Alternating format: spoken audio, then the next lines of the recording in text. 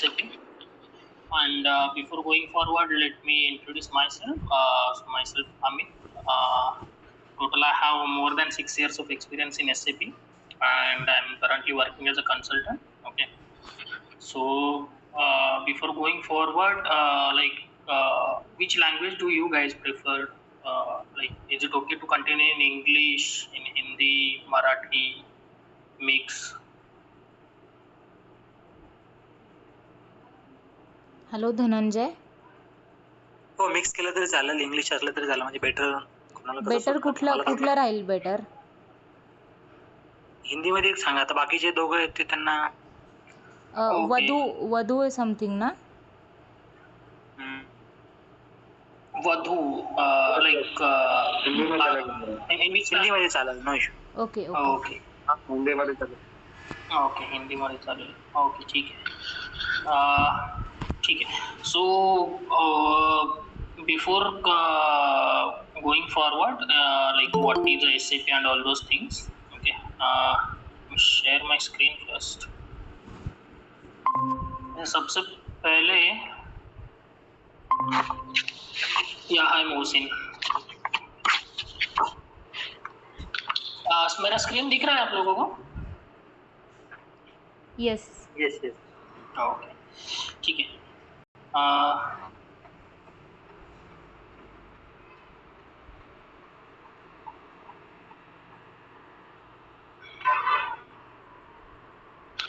ठीक है, तो सबसे पहले हम लोग बात करते हैं ERP के बारे में. What is mean by ERP? First of all हम लोग उसके बारे में डिस्कस करेंगे. उसके बाद हम लोग आएंगे कि SAP क्या है एंड ऑल दोस थिंग्स. तो ERP जैसे कि आप लोग जानते होंगे, ERP का मतलब है एंटरप्राइज रिसोर्स प्लानिंग. ओके, सो इसमें enterprise resource and planning. Enterprise का मतलब होता है कि आप सिंपली लैंग्वेज में समझो कि एंटरप्राइज का मतलब है कि कंपनी. ओके, जैसे कि आप लोगों ने सुना होगा कि रिलायंस एंटरप्राइज करके एक बहुत बड़ा नाम है. ठीक है, तो enterprise is nothing but your company. ठीक है. सेकंड आता है रिसोर्स. अभी रिसोर्स मतलब वो जो कंपनी है उसको चलाने के लिए क्या क्या चाहिए हम लोगों को. So there are 4M. Can anybody tell me what are those? आपको कुछ अंदाजा है 4M के बारे में जिसके ऊपर इंडस्ट्री चलती है? आप ऑल आर वर्किंग गाइज और स्टूडेंट्स? एक आप स्टूडेंट्स हो, फ्रेशर्स हो, कि आप लोग को कुछ एक्सपीरियंस है? मैं वर्किंग हूँ. मैं 13 साल से FMCG में as a MIS executive. Okay, तो मतलब एक इंडस्ट्री चलाने के लिए 4M के बारे में आपको कुछ पता है कि 4M रहते हैं? Man, machine, method. Man, machine, method नहीं आता इधर आता है material. Man, machine, material and most important money. Okay, तो ये 4 हमको जो भी है उसको हम बोलते हैं रिसोर्स. ठीक है, तो ये रिसोर्स जो अवेलेबल होगा उसके बेस पे हमारा कंपनी चलेगा. एंड मोस्ट इम्पोर्टेंट रहता है अपना प्लानिंग. ठीक है, अपने पास रिसोर्स भी आ गया है पर हमारे पास प्लान ही नहीं है वो एग्जीक्यूट करने के लिए. हम लोग का गलत तरीके से उसका यूज कर रहे हैं, तो आगे जाके क्या होने वाला है कि कंपनी डूबने ही वाली. तो ये सबको हैंडल करने के लिए यहाँ पे ERP आता है. तो ERP क्या है? ERP एक सॉफ्टवेयर है. ठीक है, तो ये ERP के अंदर बहुत सारे सॉफ्टवेयर्स आते हैं. ओके, तो वो SAP इनमें से एक है. ठीक है, तो नेक्स्ट हम लोग देखते हैं कि ERP एक्चुअली वर्क कैसे करता है. ठीक है, तो ERP जैसे कि आप देख रहे हो यहाँ पे, तो एक सॉफ्टवेयर है सपोज ERP का अपना. तो वो क्या करेगा, जितना भी अपना डेटा है, अपना जो भी डेटा है कंपनी के रिलेटेड, वो स्टोर करेगा, उसको रन भी करेगा. और सपोज मैं यहाँ पे बैठा हूँ, सपोज मैं पुणे में बैठा हूँ, मेरा कंपनी मुंबई है, मेरा कंपनी दिल्ली में है, तो मैं यहाँ बैठ के वहाँ का बिजनेस कंट्रोल कर सकता हूँ कि वहाँ पे क्या हो रहा है, क्या नहीं हो रहा है, मेरा सेल घट रहा है, मेरा सेल बढ़ रहा है, कंपनी में किस चीज़ की रिक्वायरमेंट है, कुछ खरीदना है.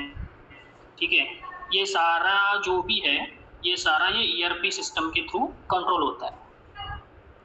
तो बिजनेस में बहुत सारे एप्लीकेशंस है. जैसे कि आप अभी सोशल मीडिया देखोगे तो अपने पास व्हाट्सएप है, इंस्टाग्राम है, फेसबुक है, राइट, सोशल मीडिया। वैसे ही ईआरपी के भी बहुत सारे एप्लीकेशंस है। उनमें से ओरेकल हो गया, बान है, जेडी एडवर्ड्स है, मार्शल है, पीपलसॉफ्ट है और अपना एससीपी है। ठीक है, तो अब चेक करेंगे कि अपना प्रोज एंड कॉन्स क्या है ईआरपी सिस्टम का। तो जैसे कि मैंने बताया कि जितना भी आपका डेटा रहेगा वो सब सिस्टम में स्टोर हो जाएगा। आपने लोगों को लिखने की जरूरत नहीं है, कहीं एक्सेल मेंटेन करने की जरूरत नहीं है। आप एक ट्रांजैक्शन रन करोगे तो एक टेबल रन करोगे तो सारा डेटा वो मटेरियल के लिए, वो कितना सेल हुआ प्रोडक्ट, प्रॉफिट कितना हुआ, लॉस कितना हुआ, तो ये सब आ जाएगा। ठीक है, तो ये सारे प्रोज होंगे। तो कॉन्स क्या है कि एक तो एक्सपेंसिव है, ठीक है, एंड सेकेंड है कि ये सिस्टम, सारा डेटा वो सिस्टम में अवेलेबल रहता है। बट दैट इज फाइन, अभी बहुत एडवांस हो गया है। अभी हम लोग सिक्योरिटी इंस्टॉल कर सकते हैं, एक्सेस किसी को देना है किसी को नहीं देना है, वीपीएन थ्रू हम लोग सब कुछ कंट्रोल कर सकते हैं। तो ये वाला तो नहीं रहेगा। But first is like cons की है, एक्सपेंसिव है ये जितने भी सॉफ्टवेयर है। ठीक है, नेक्स्ट हम लोग चेक करेंगे कि हमको एसएपी क्यों पढ़ना है। ठीक है, मतलब ईआरपी के अंदर बहुत सारे सॉफ्टवेयर है, तो एसएपी, तो जैसा कि मैंने बताया, other than SAP we have few more ERP softwares like Oracle, Baan, PeopleSoft, JD Edwards, Marshall, okay, और भी बहुत सारे। तो अभी देखा जाए तो ये जो ओरेकल है, जो ओरेकल मोस्टली सपोर्ट करता है एफआई, मोस्टली सपोर्ट करता है फाइनेंस वालों को। ठीक है, जो भी अकाउंटिंग रिलेटेड है। ऐसा नहीं है कि दूसरा काम इसमें नहीं होता है, होता है, पर जो भी अकाउंटिंग वाले हैं वो मोस्टली प्रेफर करते हैं ओरेकल। अभी सेकंड अपना आता है, अपने इंडस्ट्री में जो एचआर लोग रहते हैं वो एचआर लोग मोस्टली प्रेफर करेंगे पीपलसॉफ्ट। ठीक है, और अपना मैन्युफैक्चरिंग कंपनीज जो भी है वो मोस्टली प्रेफर करते हैं जेडी एडवर्ड्स को। तो ये बाकी के सॉफ्टवेयर ऐसा है कि उनका अपना अपना फंक्शनैलिटी है। मतलब ठीक है कि मैं ये डिपार्टमेंट में अच्छा हूँ तो वो लोग उसको प्रेफर करते हैं। बट अपना एसएपी ऐसा है, तो एसएपी में जितने भी डिपार्टमेंट है वो डिपार्टमेंट का इंटीग्रेशन बहुत अच्छे से एसएपी में किया गया है। मतलब ये एसएपी का जो है वो मैन्युफैक्चरिंग का भी सपोर्ट अच्छा करता है, वो एचआर वालों को भी अच्छा सपोर्ट करता है, वो फाइनेंस वालों को भी अच्छा सपोर्ट करता है। तो इसीलिए सब लोग एसएपी को प्रेफर करते हैं। सेकंड उसका बेनिफिट ये है कि वो एसएपी जो है वो जितने भी मेजर लैंग्वेज है, मतलब जर्मन रहेगा, जर्मन तो ऑब्वियसली रहेगा बिकॉज ये तो जर्मनी में ही इंट्रोड्यूस हुआ है फर्स्टली एसएपी। तो जर्मन लैंग्वेज, अपना इंग्लिश, फ्रेंच, जितना भी मेजर कंट्रीज का लैंग्वेज है उसको ये सपोर्ट करता है। ठीक है, तीसरा इसका जो पॉइंट है, अपने जितने भी ऑपरेटिंग सिस्टम्स है, मतलब अपना लिनक्स हो गया, विंडोज हो गया, एमएस हो गया, ठीक है, ये जितने भी ऑपरेटिंग सिस्टम्स हैं वो सारे ऑपरेटिंग सिस्टम्स को अपना एसएपी सपोर्ट करते हैं। तो ये तो होगी तीसरी बात कि हमें एसएपी ही सीखना चाहिए। ठीक है, चौथा बात यह है कि अपना जितना भी डेटाबेस है, मतलब जितने भी डेटाबेस है, मेजर डेटाबेस, मतलब ओरेकल डेटाबेस ही है, एसक्यूएल है, और अपना ये एसएपी का अलग का है जो कि आजकल मार्केट में चल रहा है, हाना। ठीक है, तो ये सारे डेटाबेस को भी ये सपोर्ट करता है। मतलब वो सारे डेटाबेस पे जाकर हम लोग अपना डेटा सेव कर सकते हैं। तो ये तो 4 पॉइंट है जिसकी वजह से अभी मोस्ट ऑफ द कंपनीज, मतलब मोर देन 60% कंपनीज एसएपी को प्रेफर करते हैं। तो आप लोग अगर एसएपी सीखोगे तो आपको जॉब मिलने की, जॉब चेंज करने की, अच्छा हाइक मिलने की गारंटी ज़्यादा है। ओके, तो इसलिए एसएपी को प्रेफर करना है। ठीक है, यहाँ तक किसी को कुछ डाउट, किसी को कुछ पूछना है तो हम लोग आगे बढ़ेंगे। एसएपी में एक्चुअली क्या क्या होता है, क्या नहीं होता है। No doubt, right? Hello guys, doubt है आपको? No doubt, no doubt. Okay, thank you. एक बोला करो, मतलब आप चुप बैठोगे तो कुछ मुझे ही समझ नहीं हाँ, आएगा, मुझे लगेगा रिस्पॉन्स मैं रिस्पॉन्स अकेला ही दो। बड़बड़ रहा हूँ। ओके, तो आगे चलते हैं, चलते हैं। अभी एसएपी में क्या होता है, एसएपी में होता है हम लोग तीन डिपार्टमेंट बोलो, तीन फील्ड बोलो, ठीक है, ये हम फील्ड बोलते हैं। तो एसएपी के अंदर तीन तीन फील्ड होते हैं। एक होता है एडमिन, ओके। ये स्क्रीन छोटा लग रहा है, बड़ा करूं या ओके? एक्सेल आपको ठीक से दिख रहा है? Yes yes. यस दिख रहा है। एक होता है एडमिन वाला, दूसरा होता है टेक्निकल, और तीसरा आप बोलोगे फंक्शनल। तो ये तीन फील्ड हो गए। अभी एडमिन वाला क्या करेगा, मतलब आपका जो भी यूजर आईडी, पासवर्ड, किसको किसका एक्सेस देना है, ये जो भी चीजें है, ये एडमिन का काम होता है। जैसा कि आप लोग अपने फेसबुक पे अकाउंट बनाते हो, तो आप लोग जब अपना डिटेल्स भरते हो तो फेसबुक के तरफ से कुछ तो आता है, आईडी, पासवर्ड। ये सेम चीज इधर भी होता है। तो यहाँ पे हम लोग लिखेंगे मॉड्यूल। तो एससीपी में हम लोग प्रेफर करते हैं मॉड्यूल। ये मॉड्यूल का मतलब नथिंग बट होता है डिपार्टमेंट, मतलब एक डिपार्टमेंट को हम लोग मॉड्यूल कंसीडर करते हैं, ठीक है। आप लोग इसको डिपार्टमेंट बोल सकते हो। अभी एडमिन का जो है, तो एडमिन का जो काम देखता है उसको है बेसिस, ठीक है। तो बेसिस करके एक मॉड्यूल है, वो मॉड्यूल के अंदर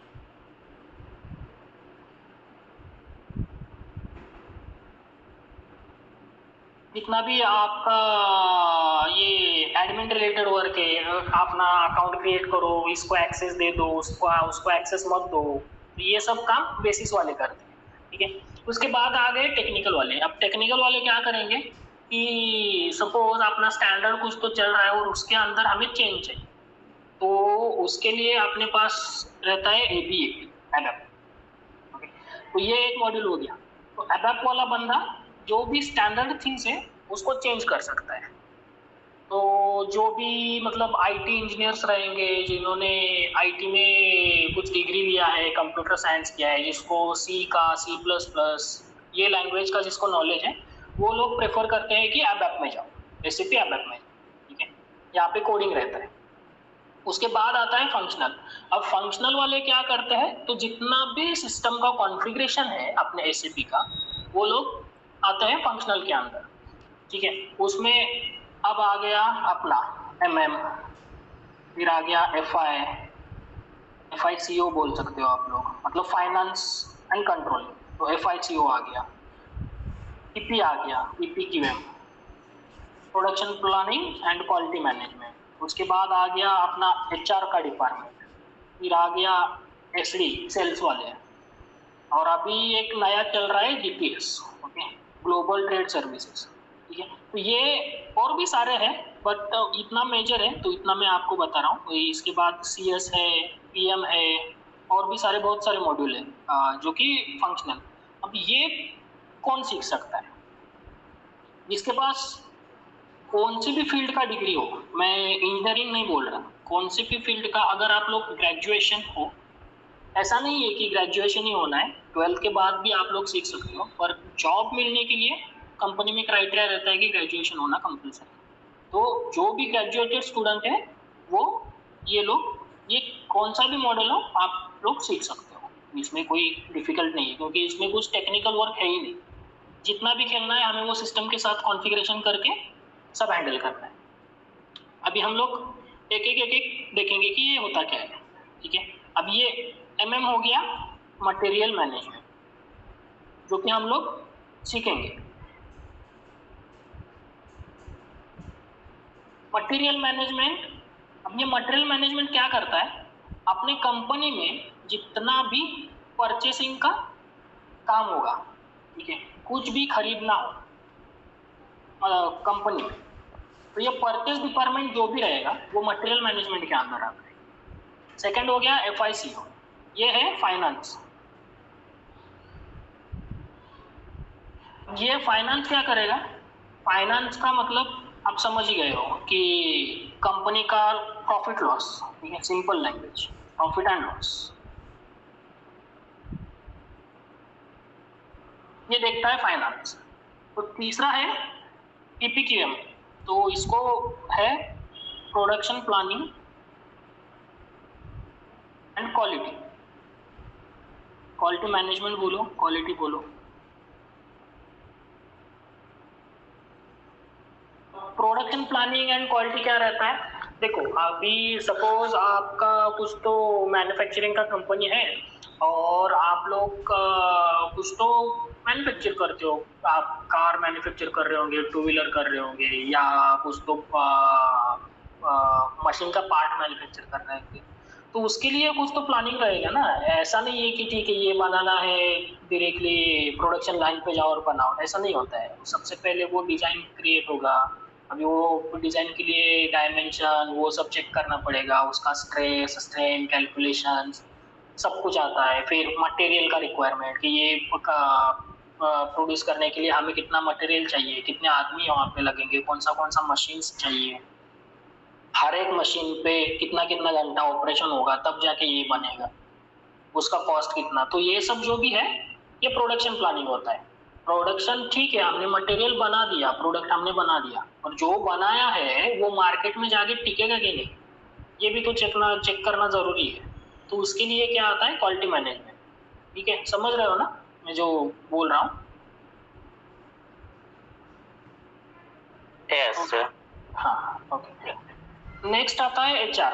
अभी ये जो एचआर है, जो आपने एचआर का जो भी काम रहता है, अपना कंपनी का लीव पॉलिसी हो गया, ये आपका सैलरी पैकेज, ये वो इंटरव्यू शेड्यूल करो, मतलब वो स्टूडेंट का स्क्रीनिंग करो, ये सब काम आएगा एचआर के अंदर। ठीक है, तो ये भी एसएपी थ्रू होता है। नेक्स्ट आ गया SD.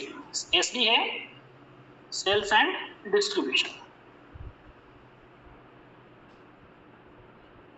Okay, sales and distribution क्या होता है कि लाइक सपोज अभी आपको कुछ को सेल करना है, आप ऐसे ही जाके सेल नहीं करोगे, कस्टमर से रिक्वायरमेंट आएगा कि बाबा मेरे को ये 10 बाइक चाहिए, मेरे को 20 बाइक चाहिए, तो आप पहले चेक करोगे कि आपके गोडाउन में वो स्टॉक है कि नहीं। मतलब 20 बाइक ठीक है, आपने बोला कि ठीक है कस्टमर को मैं दे दूंगा, और वो आपके पास होना भी तो चाहिए देने के लिए, तो अगर आपके पास नहीं है तो आपको बनाना पड़ेगा। तो ये सब चीज कहाँ आता है? सेल्स एंड डिस्ट्रीब्यूशन के अंदर। और उसके बाद ये नया वाला है जीटीएस, ग्लोबल ट्रेड सर्विसेज। ये मोस्टली लिंक है एसडी वालों को, ऐसा नहीं है कि एमएम वाले भी लिंक है, मतलब करंटली और एक रह गया डब्ल्यूएम और ईडब्ल्यूएम, जो भी आप बोलो। Currently I am working on MM, GTS and EWM. Okay, ये 3 मॉड्यूल पे मैं अभी काम कर रहा हूँ, ठीक है, मेरे एज अ कंसल्टेंट। तो जीटीएस क्या रहता है? अभी सपोज आपका कंपनी इंडिया में है, ठीक है, और आप बोलोगे कि मुझे पाकिस्तान से कुछ तो खरीदना है, तो ये गवर्नमेंट अपना ये अलाउ करेगा कि ये चीज के लिए? आप उससे सिंपली बताओ कि मुझे पाकिस्तान से कुछ तो खरीदना है, उसके लिए अलग डॉक्यूमेंटेशन बनाना पड़ेगा ना, क्योंकि पाकिस्तान से हम लोग अगर कुछ तो खरीद रहे हैं तो। समझ रहे हो ना क्या बता रहा हूँ? Like if there is a war between two countries, then there are some rules and regulation. तो यहाँ पे क्या आता है? अपना गवर्नमेंट का रूल्स एंड रेगुलेशन आता है। अब मैं पाकिस्तान के बारे में इसीलिए सिंपल लैंग्वेज में, अभी ऐसा भी हो सकता है कि कुछ कुछ चीजें हम लोग ऐसे भी बनाते हैं कि जो अगर हमको इंपोर्ट भी करना रहेगा, एक्सपोर्ट भी करना रहेगा, तो वो चीज के लिए, वो मटेरियल्स के लिए हमें वो गवर्नमेंट से परमिशन लेना पड़ेगा कि हाँ ठीक है ये लोग हम लोग बना रहे हैं, पर इसको हम लोग बाहर सेल कर सकते हैं। तो वो जो कंट्रोल करता है उसका मॉड्यूल ये है जीटीएस। ठीक है, अगर किसी मटेरियल पे खरीदने के लिए, बेचने के लिए बैन ही कर दिए, तो ये आपको अलाउ ही नहीं करेगा वो सॉफ्टवेयर में रन करने के लिए।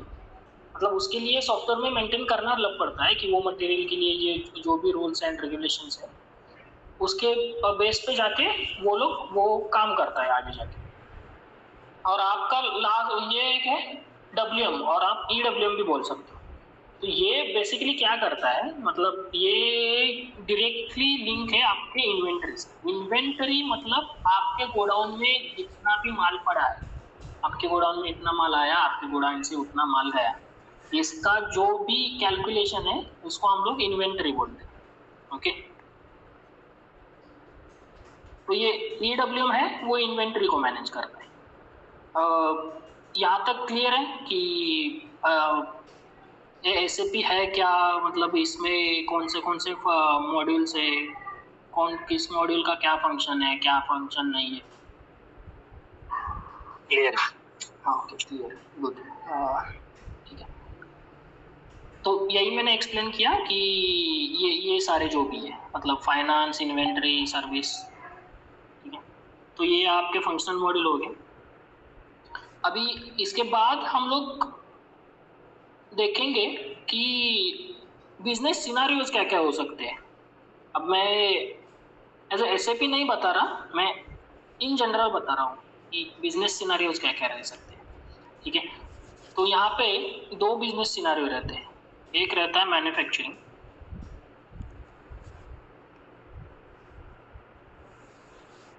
और दूसरा आप बोल सकते हो ट्रेडिंग।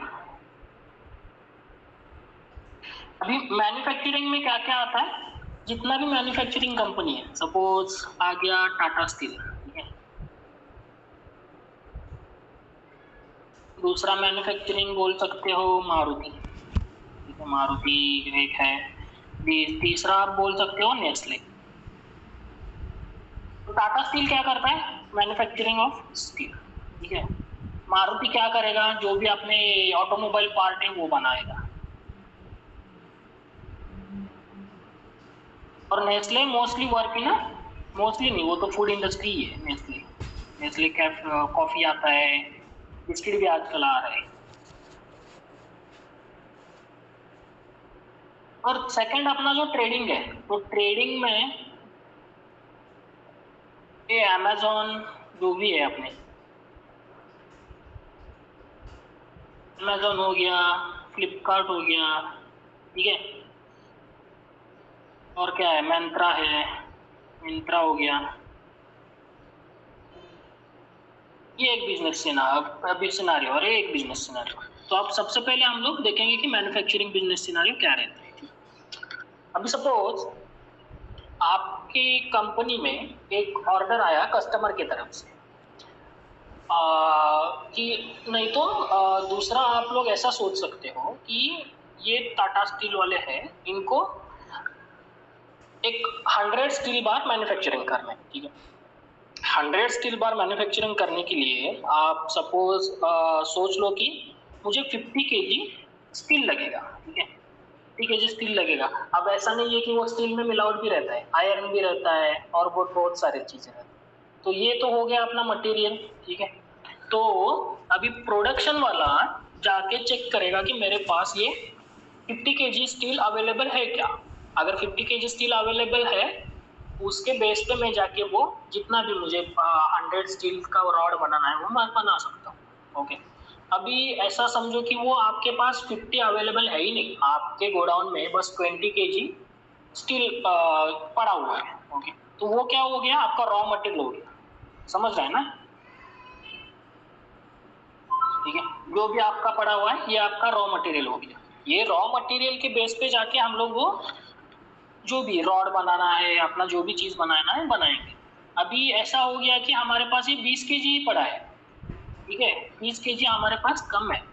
तो ये केस में क्या होगा, वो प्रोडक्शन वाला जाएगा परचेस वाले डिपार्टमेंट के पास। इंडस्ट्री में ऐसे डिपार्टमेंट रहते हैं, राइट। तो वो परचेस वाले डिपार्टमेंट के पास जाएगा। परचेस वाले डिपार्टमेंट के पास जाकर क्या बोलेगा कि देखो ये इतना इतना बनाना है, 100 का स्टील का पाइप बनाना है आप लोगों को। हमारे पास 20 kg स्टील है, बट हमें 30 kg और चाहिए, ठीक है। तो वो परचेस डिपार्टमेंट वाला क्या करेगा, ओके, ये हो गया। तो ये हो गया प्रोडक्शन वाला, ये आ गया आपका परचेस डिपार्टमेंट, ठीक है। तो परचेस डिपार्टमेंट वाला क्या करेगा कि एक लिस्ट बनाएगा कि क्या क्या परचेस करना है वो स्टील रॉड बनाने के लिए। अभी तो लिस्ट में आ गया कि बाबा 30 किलो जो है 30 केजी का स्टील बाय करना है बाहर से। तो ये हो गया परचेस वाले का काम। परचेस वाले का काम क्या रहेगा कि बाहर से जाके वो 30 केजी का स्टील लाके खरीदो, ठीक है। अभी वो खरीदने के लिए वो लोग क्या करेंगे, वो बाहर देखेंगे कि ऐसा कौन सा कंपनी है जो हम लोगों को रॉ मटेरियल प्रोवाइड कर सकता है, ठीक है, जो स्टील प्रोवाइड करेगा, उसको हम लोग बोलेंगे कि वेंडर। वेंडर से हम लोग रॉ मटेरियल खरीद कर लाते हैं। तो अभी अपने पास एक ही वेंडर होगा ऐसा तो नहीं है, कंपनी तो बड़ा है टाटा स्टील, तो उसके पास बहुत सारे वेंडर होंगे। तो हम लोग क्या करेंगे, एक हमारे सपोज 5 वेंडर है, 6 वेंडर है, तो वो वेंडर को हम लोग क्या करेंगे कि देखो हमारे कंपनी में इतना इतना मटेरियल का रिक्वायरमेंट है, तो आप लोग हमें बताओ कि आप लोग किस रेट में हमको ये मटेरियल प्रोवाइड करोगे। वो अब हम क्या करेंगे, ये सब लोगों को बताएंगे। अब जो वेंडर हमारे बजट में हमें अवेलेबल करके देगा और वो क्वालिटी भी मैच होना चाहिए। ऐसा नहीं है कि एक बंदा दे रहा है अभी क्या रेट चल रहा है मुझे नहीं पता, एक बंदा दे रहा है 100 रुपीज किलो या 50 रुपीज किलो, दूसरा बंदा दे रहा है 150 रुपीज किलो। तो ये बेस पे हम डिसाइड करेंगे। आप पर अगर सपोज ये जो 100 वाला दे रहा है आपको और उसका क्वालिटी कुछ भी नहीं है, एकदम जीरो क्वालिटी है, तो हम लोग वो तो खरीदी करेंगे ही नहीं ना। हम लोग उससे अच्छा ही खरीदी करेंगे, क्योंकि रॉ मटेरियल अच्छा आएगा तभी तो फिनिश जो भी प्रोडक्ट आपका बनने वाला है वो अच्छा बन सकता है। तो ये हम लोग वेंडर को बता दें कि अपना अपना जो भी रेट है वो हमें बता दो, और वो बेस पे हम लोग एक वेंडर सिलेक्ट करते हैं और उससे हम लोग खरीदी कर सकते हैं, ठीक है। अब सपोज आप लोगों ने वो 30 के जो स्टील है वो आपने खरीदी कर लिया, तो खरीदी करने के बाद, परचेस करने के बाद आप लोग डायरेक्टली ऐसा नहीं है कि बाबा ये लो ये पकड़ो और जाओ प्रोडक्शन लाइन पे बना दो। जो भी हम लोगों ने खरीदी करके लाया है उसका क्वालिटी भी चेक करना चाहिए। तो वहाँ पे अपना डिपार्टमेंट आता है क्वालिटी वाला। तो क्वालिटी वाला क्या करेगा, जो भी ये परचेस वाले ने खरीदी करके लाया है उसको चेक करेगा अच्छे से, ठीक है। वो 30 की जो केजी का है, वो जो भी आपके कंपनी में जो भी नॉर्म्स है, जो भी आपने बनाया हुआ है कि हाँ ये चेक मार्क है, इतना स्ट्रेंथ होना चाहिए, इतना स्ट्रेस होना चाहिए, टेंसाइल स्ट्रेंथ इतना होना चाहिए, ये जो भी चेक मार्क है इसके इस पे सपोज आपका ये जो मटेरियल है जो भी आपने खरीदी करके लाया है वो पास हो गया, तो उसके बाद क्या करोगे, ये क्वालिटी वाला ये आगे भेज देगा, तब जाके आपका प्रोडक्ट बनेगा। समझ आया ये बिजनेस सिनेरियो कैसा वर्क होता है? Yes sir.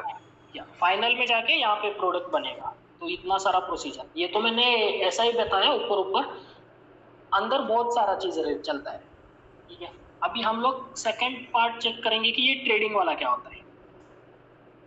अभी ट्रेडिंग वाला समझने के लिए, अभी आपको लगता है ये अमेजोन, फ्लिपकार्ट, मिंत्रा ये कुछ मैन्युफैक्चरिंग करते हैं, कुछ भी नहीं करते, ठीक है, राइट। वो मतलब डायरेक्टली सेल कर देते हैं कस्टमर को। अब ये केस में सपोज एक कस्टमर का अमेजोन के पास, और आप लोग कुछ भी वो अमेजोन या फ्लिपकार्ट से कुछ भी खरीदी करते हैं, एक मोबाइल रहेगा, छोटी सी छोटी चीज हम लोग हेडफोन रहेगा, तो आप लोग जो खरीदी करते हो तो आप लोग जो करोगे वो आपका होता है परचेज ऑर्डर, ओके। मतलब ये आपके तरफ से जाता है ना, फ्रॉम कस्टमर।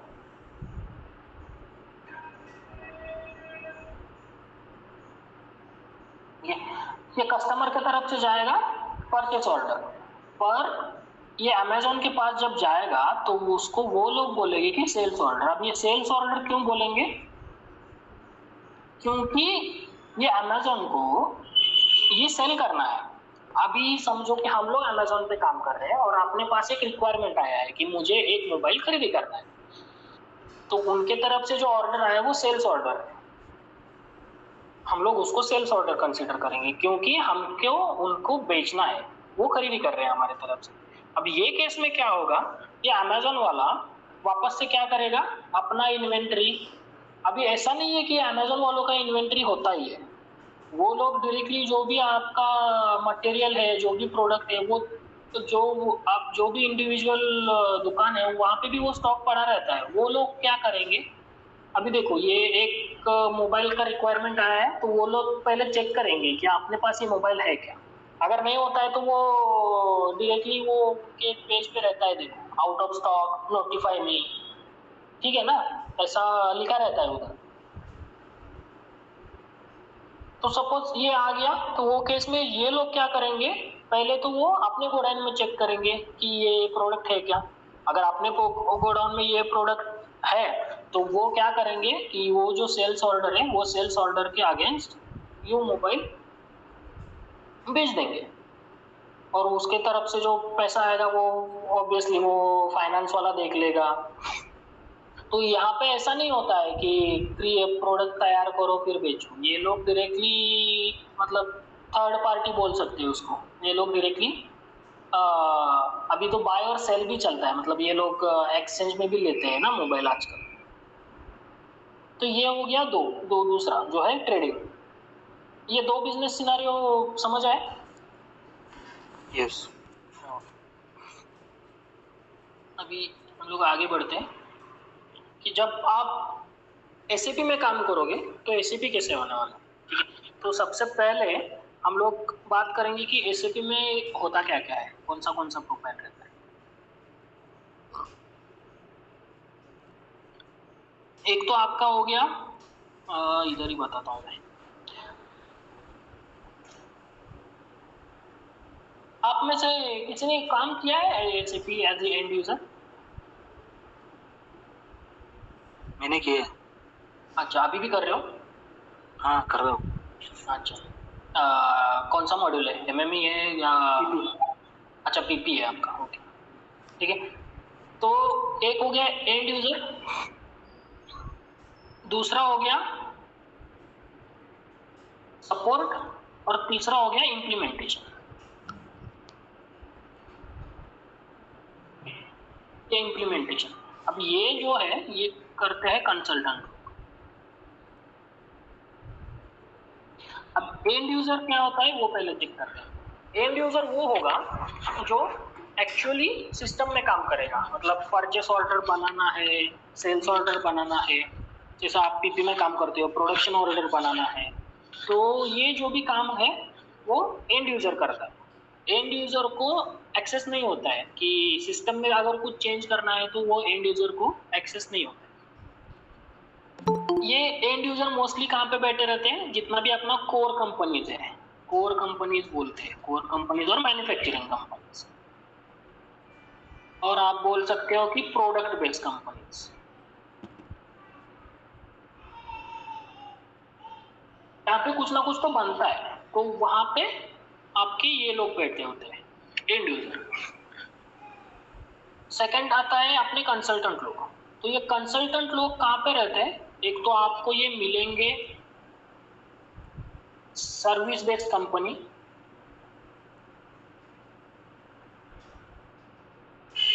नहीं तो ये प्रोडक्ट बेस में भी रहते ही है। ऐसा नहीं है कि बस ये सर्विस बेस में रहते हैं, बस आईटी पीपल जो है वो कंसल्टेंट का काम करते हैं, ऐसा कुछ नहीं है। अपने प्रोडक्ट बेस जो भी है वहाँ पे भी कंसल्टेंट रहते ही है, ठीक है। ये सपोर्ट और इम्प्लीमेंटेशन का क्या रोल है वो बताता हूँ। अभी देखो एक कंपनी है अपना, क्या करेंगे, टाटा ही पकड़ेंगे। टाटा का कंपनी है, उसने ऑलरेडी अपने प्लांट में अपना कंपनी में एसएपी इंस्टॉल करके रखा है, ओके, एप्लीकेशन, और वो लोग काम कर रहे हैं, और उन लोगों को कुछ तो इशू आया वो केस में, मतलब वो सॉफ्टवेयर में कुछ तो इशू आया।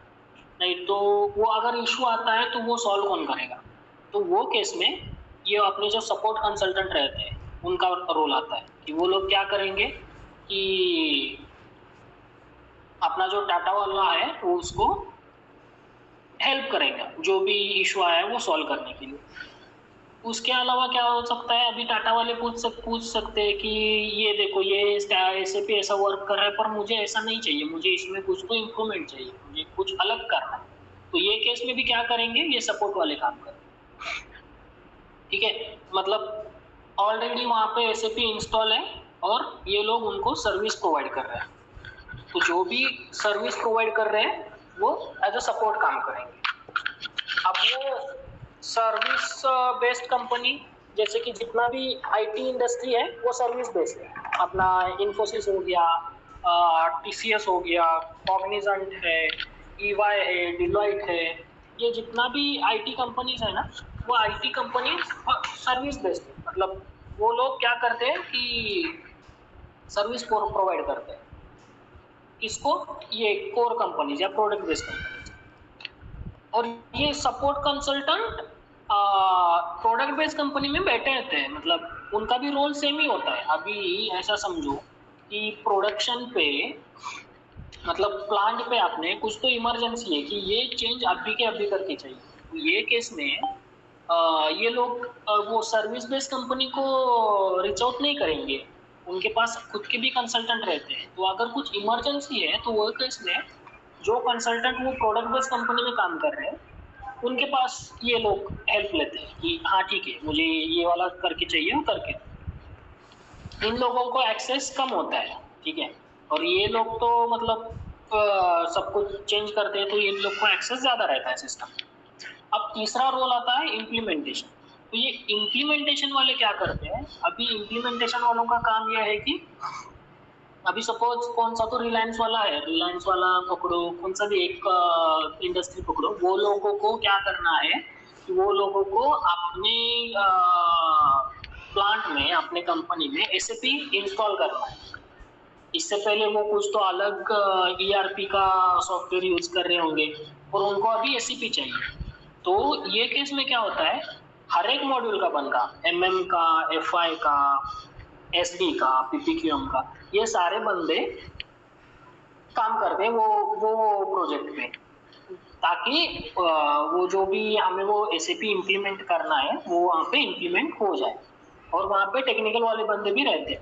तो टेक्निकल मतलब अपने ABAP वाले, तो ABAP वाले भी वो रोल पे रहते हैं। ये समझ आया कि SAP में क्या क्या रोल रहता है। हमें टारगेट ये दोनों को करना है, ठीक है।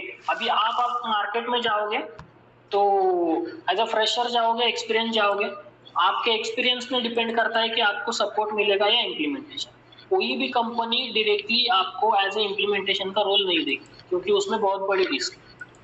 ओके, सबसे पहले आपको सपोर्ट का ही रोल मिलेगा, क्योंकि जो सपोर्ट है वो इम्प्लीमेंटेशन से बहुत कुछ ज्यादा सीखने को रहता है, ठीक है। इम्प्लीमेंटेशन क्या है कि आप खुद जाके कुछ ना कुछ तो इंस्टॉल कर रहे हो, पर सपोर्ट ऐसा नहीं है। सपोर्ट ऐसा है कि इंस्टॉल किसी और ने किया है और उसको ठीक आपको करना है। अभी इंस्टॉल करते टाइम उसने 10, 20, 100 कितनी भी गलतियां की हो, वो हर एक गलती को चेक करना है और वो हर एक गलती को करेक्शन करने का काम आपका होता है, मतलब सपोर्ट वालों का होता है, ठीक है। तो यहाँ पे बहुत सारे सिनेरियो सीखने को, और इसके लिए इम्प्लीमेंटेशन के लिए क्या चाहिए? आपको डीप नॉलेज चाहिए। जो भी मॉड्यूल आप इम्प्लीमेंट करने वाले हो उसका deep knowledge, each and everything, मतलब हर एक चीज का कॉन्फ़िगरेशन आना मैंडेटरी है इम्प्लीमेंटेशन के लिए, ठीक है। ये बात समझ आई?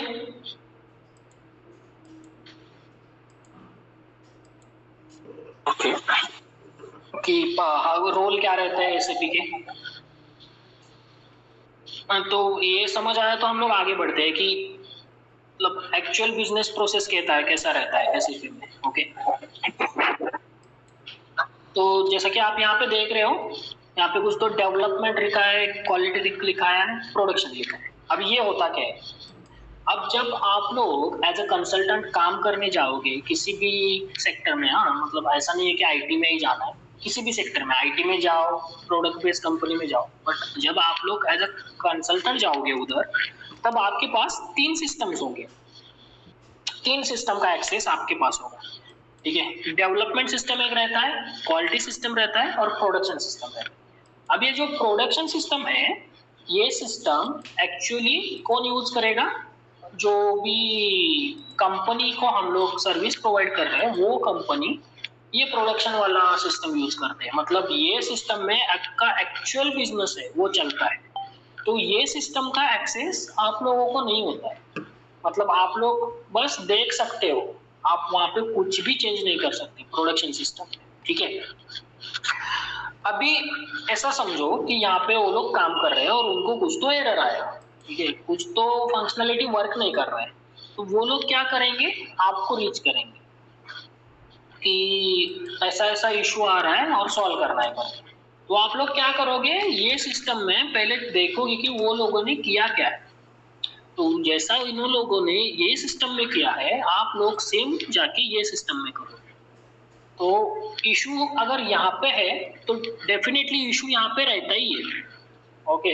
तो वहाँ पे बस 5 to 6% चांसेस ऐसे है कि बस यहाँ पे इशू रहेगा और यहाँ पे नहीं रहेगा, ऐसा होता ही नहीं है कभी, बहुत लेस चांसेस। तो जो भी इशू, जो भी वो एंड यूजर है यहाँ पे आ गया, वो सेम इशू आप लोगों को यहाँ पे आ गया डेवलपमेंट।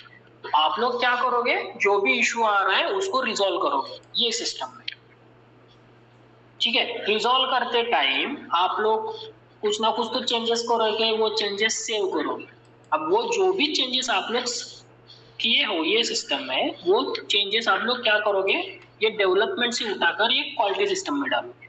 ये क्वालिटी सिस्टम में एक्चुअल क्या होता है, अब डेवलपमेंट में तो आपने वो इशू फिक्स कर दिया, अब वो इशू फिक्स हुआ है कि नहीं वो हम लोग चेक करेंगे ये क्वालिटी सिस्टम। तो क्वालिटी सिस्टम में भी जो भी आपने वो डेवलपमेंट में डेटा क्रिएट किया है, जो भी प्रोसीजर फॉलो किया है, वो सेम आप लोग करोगे क्वालिटी सिस्टम, ठीक है। क्वालिटी सिस्टम में आपका इशू सॉल्व हो गया तो मतलब ठीक है, आपने जो भी चेंजेस किए हैं वो ठीक से किए हैं, तो वो क्वालिटी में से आप लोग वो चेंजेस डालोगे प्रोडक्शन सिस्टम में, ओके। तो प्रोडक्शन सिस्टम में उसके बाद जाके वो इशू सॉल्व होगा। बट प्रोडक्शन सिस्टम में डालने से पहले यहाँ पे जो भी बंदे बैठे रहते हैं अपने मैन्युफैक्चरिंग कंपनी में, उनको ये सिस्टम का एक्सेस रहता है, ठीक है। तो वहाँ पे एक टीम रहता है, वो टीम क्या करेगा, जो भी चेंजेस प्रोडक्शन में मूव करना है उसको मूव करने से पहले एक बार वो लोग क्वालिटी में एक क्रॉस चेक करते हैं, क्योंकि अगर प्रोडक्शन में कुछ भी गलत मूव हो गया तो पूरा बिजनेस स्टक हो सकता है, ठीक है ना। तो प्रोडक्शन में हम लोग कुछ भी गलत चेंजेस डाल नहीं सकते, तो उनके तरफ से भी वो लोग क्वालिटी सिस्टम में चेक करते हैं कि जैसा उन लोगों ने बताया वही बिल्कुल वैसा हम लोगों ने करके दिया है या नहीं। तो अगर वो फिक्स है तो फिर वो लोग प्रोडक्शन में डाल देते हैं, ठीक है। तो ये तो हो गया अपना लैंडस्केप कि ऐसा काम होता है। और ये मैं एमएम के बारे में नहीं बता रहा, मैं ये एंटायर रेसिपी के बारे में, ये कौन सा भी मॉड्यूल हो ऐसा ही काम होता है। डेवलपमेंट सिस्टम रहता है, क्वालिटी सिस्टम रहता है, प्रोडक्शन सिस्टम रहता है। समझ आया ये बात? यस। ठीक है, आगे बढ़ते हैं। आगे आगे आगे आगे आगे अब हम लोग आते हैं एमएम में कि एसएपी एमएम एक्चुअल में क्या है, ठीक है। तो MM is stands for material management. अब मटेरियल मैनेजमेंट जो वर्ड है, वो वर्ड से ही आप समझ गए होंगे कि जो भी मटेरियल इंडस्ट्री में रहेगा, जो भी मटेरियल हमारे कंपनी में रहेगा, उसको हम लोग को मैनेज करना है, दैट्स इट, ये है मटेरियल मैनेजमेंट। तो ये मटेरियल मैनेजमेंट काम किसके ऊपर करता है, तो इसको बोलते हैं P2P साइकिल, ठीक है। P2P साइकिल ये तो हो गया अपना टेक्निकल वर्ड। टेक्निकल वर्ड मतलब एमएम के पॉइंट ऑफ व्यू से टेक्निकल वर्ड। तो ये P2P साइकिल क्या है कि प्रोक्योर से लेकर पे करने तक, मतलब अगर हम लोग कुछ खरीदी कर रहे हैं, बाहर से हम लोग कुछ खरीद कर ला रहे हैं, तो जो भी हम लोग खरीद कर ला रहे हैं उसका पैसे भी तो देने पड़ेंगे वेंडर को, कि मतलब ये वेंडर से हम लोग ये खरीद कर ला रहे हैं तो उसको पैसे भी देने पड़ेंगे। तो ये जितना भी प्रोसीजर है उसके अंदर जो भी आता है वो एमएम के अंदर आ जाता है, ठीक है। समझ गया यहाँ तक ये क्या होता है? तो इसको कैसे बताएंगे कि ठीक है हम लोग ने वेंडर से कुछ तो खरीद कर लेके आए, जैसा कि हमने वो एग्जांपल में देखा था कि कितना था वो 30 किलो स्टील, 30 केजी स्टील हमने वेंडर से खरीद कर लाया। अब जब हम वो अपने कंपनी में लाएंगे तो हम अपने कंपनी में कहीं तो लिख के लेंगे ना कि ठीक है ये 30 केजी स्टील हमने वहां से लाया है और ये हमारे कंपनी में रिसीव हो गया, तो वो काम कहीं पर तो नोट करके रखेंगे। अब वो हमने नोट करके रखा है, उसके बाद वेंडर क्या करेगा, अपना बिल भेजेगा कि भाई देखो हमने आपको ये 30 किलो स्टील तो दिया है पर अभी तक आपने पेमेंट नहीं दिया, तो इसका इतना इतना बिल होगा। तो वो बिल भी आएगा, तो वो बिल को बोलते हैं इनवॉइस रिसिप्ट। वो बिल के अगेंस्ट वो जो भी इनवॉइस रिसिप्ट है उसके अगेंस्ट हमें पैसा भी तो देना पड़ेगा, ठीक है, तो उसके बोलते हैं वेंडर पेमेंट। वो एफआई वालों का काम है, एफआई मॉडल का काम है, ठीक है। तो इतना ये सब होता है एसएपी में, कि मतलब एसएपी एमएम में ये चीजें रहती है, खरीद कर लाओ और उनको पैसा दो। उसके बावजूद और भी चीजें होती है, कुछ स्टोर कहाँ करते हैं, रखते किधर है, ये भी चीजें एमएम में होती है। वो हम आगे जाकर पढ़ने वाले हैं, ठीक है। आगे देखेंगे कि मतलब ये एसएपी का स्ट्रक्चर होता कैसा है, मतलब ये क्या रहता है, ठीक है। तो अभी तो मैं ये डीप नहीं जाने वाला है, मैं बस ओवरऑल बताऊंगा ऊपर ऊपर से। मैं अभी हम लोग जब एक्चुअल क्लास स्टार्ट होगा आप लोगों का, तब ये सारी चीज का डीप नॉलेज मैं आपको दे दूंगा। तो सबसे पहले ये देखो, company code, plant and storage location. तो अभी के लिए आप ऐसा समझो, कंपनी कोड क्या होने वाला है, कंपनी कोड होने वाला है कि आपका हो गया रिलायंस इंडस्ट्रीज, ठीक है। रिलायंस इंडस्ट्रीज एक आपका ये हो गया कंपनी, या आप उसको कंपनी कोड बोलो। ये ग्रुप ऑफ इंडस्ट्री है, मतलब एक ग्रुप है, ठीक है। उसके अंदर आ गए आपके प्लांट्स। अब ये रिलायंस का जितना भी प्लांट्स है उनका, अब ये उनके मॉल्स है, वो एक आपका प्लांट हो गया, ठीक है। जितने भी वो रिलायंस के बिजनेस है उसके अंदर वो प्लांट क्रिएट करेंगे कि ये बिजनेस का एक प्लांट है, वो बिजनेस का अलग प्लांट है, वो बिजनेस का अलग प्लांट है। तो वो तो हो गया आपका प्लांट। प्लांट मतलब आप सिंपली समझो कि जहां पे हम लोग एक्चुअल पार्ट मैन्युफैक्चर करते हैं, जो साइड पे हम लोग मैन्युफैक्चर करते हैं एक्चुअल पार्ट, उसको हम लोग प्लांट बोलते हैं। और लास्ट में आता है स्टोरेज लोकेशन। स्टोरेज लोकेशन क्या होता है, स्टोरेज लोकेशन आपके प्लांट का ही एक हिस्सा होता है, ऐसा कुछ अलग नहीं रहता है। मतलब रेयर केस में वो अलग रहेगा, पर जेन्युइनली वो प्लांट का ही हिस्सा होता है कि वहां पे आप लोग क्या करते हो। स्टोरेज लोकेशन, ये word itself defining that we are something store. जो भी आपका प्रोडक्ट आप लोग बनाया है वो आप कहीं पे तो स्टोर करेंगे ना, तो उसके लिए वो होता है स्टोरेज लोकेशन। समझ आया ये बात? अभी के लिए ज्यादा डीप मत जाओ, बस ऊपर ऊपर से समझो, क्योंकि इसके अंदर भी बहुत सारे पॉइंट्स हैं। ये एक्चुअली एमएम है, बट मैं ऐसे ही आपको एक ओवरव्यू देना है, इसलिए मैं आपको एक ओवरव्यू दे रहा हूँ।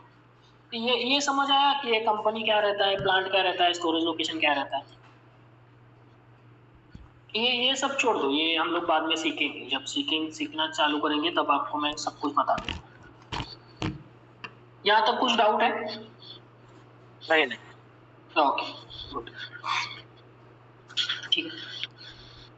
अभी हम लोग एसएपी का ओवरव्यू देखेंगे कि क्या रहता है।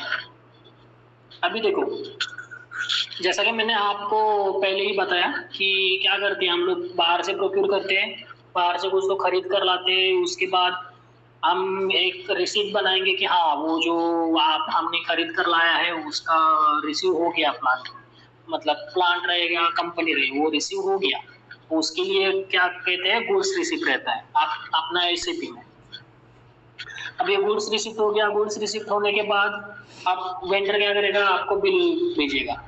तो बिल भेजेगा मतलब वो बिल भी मेंटेन करना पड़ेगा जो भी उसने भेजा है, तो उसको हम लोग बोलते हैं इनवॉइस रिसिप्ट। और ये इनवॉइस रिसिप्ट के अगेंस्ट हम लोग क्या करते हैं, वो वेंडर को बिल पे कर देते हैं, ठीक है। उसके बावजूद और भी चीजें हैं, जैसा कि मैंने बताया, ये एक मिनट,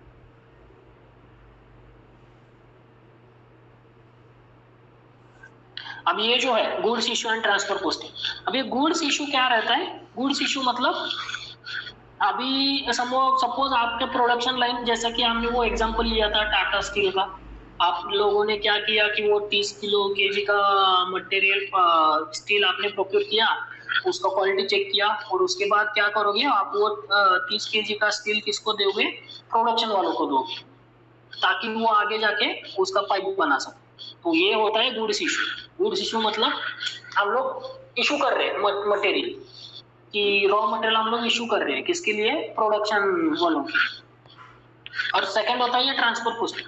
ट्रांसफर पोस्टिंग मतलब क्या है कि कभी कभी ऐसा भी होता है कि एक ही प्लांट के अंदर हम लोग एक मटेरियल होगा, ये एक मटेरियल ये प्लांट से वो प्लांट पे भेजना है, तो ये सारी चीजें भी ये एसएपी के अंदर कवर हो जाती है। ठीक है, उसके बाद ठीक है, ये तो कुछ नहीं है, ये हम लोग बाद में देखेंगे। ये भी आप लोगों को बाद में ही बताऊंगा मैं, ये सब बाद में बताऊंगा। मतलब जब एक्चुअल हम एसएपी सीखना चालू करेंगे तब ये सब चीज़ें मैं आपको बता दूंगा कि ये क्या होता है, वैल्यूएशन क्या होता है, बहुत सारी चीज़ें आती हैं उसके अंदर।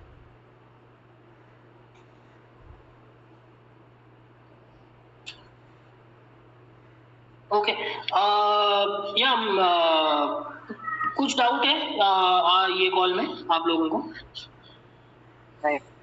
गाइज आपको कुछ डाउट है? कुछ हो तो पूछो, लाइक कुछ समझ नहीं आया कि लाइक मतलब ये सीखना रियली वैल्यूएबल है क्या?